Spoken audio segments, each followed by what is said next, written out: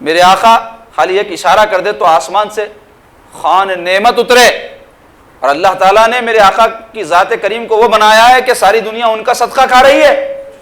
اور ان کی سادگی کا یہ عالم ہے۔ ارشاد فرما رہے گھر میں جو ہے لے کے آؤ، اور آج آپ دیکھو گھروں میں ہمارے کیا حال ہے، کئی گھروں میں کھانے کے بارے میں کئی جاہل مرد ذرا نمک مرچی کم ہو گئی عورتوں کو گالیاں دیتے، مارتے پیٹتے، برتن اٹھا کے پھینک دیتے، یہ پکائے وہ پکائے۔ ارے اللہ کا شکر ادا کرو، میرے سرکار پاک صلی اللہ علیہ وسلم کبھی کھانے میں عیب نہیں نکالتے تھے، جو کچھ بھی ہوتا پسند ہوتا تو تناول فرما لیتے، پسند نہ آتا تو چھوڑ دیتے، کبھی نہیں کہتے کہ یہ کھانا ایسا ہے یہ ویسا ہے۔ آج ہم دیکھتے ہیں دعوتوں میں جہاں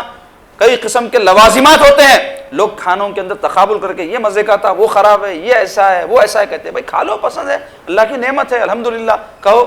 اٹھ جاؤ، ہرگز مت کہو یہ خراب بنا یہ ایسا بنا، نہ میزبان کو تکلیف دو، نہ گھر میں کسی کو تکلیف دو۔ وہ مرد جو جاہل اس قسم کی حرکتیں کرتے ہیں وہ بڑا غلط کام کرتے ہیں، سرکار کی سنت کے خلاف ہے یہ کام۔ جو رہا اللہ کا شکر ادا کرنا، آپ کا حق نہیں ہے، اللہ نے نعمتیں دی ہے آپ کو،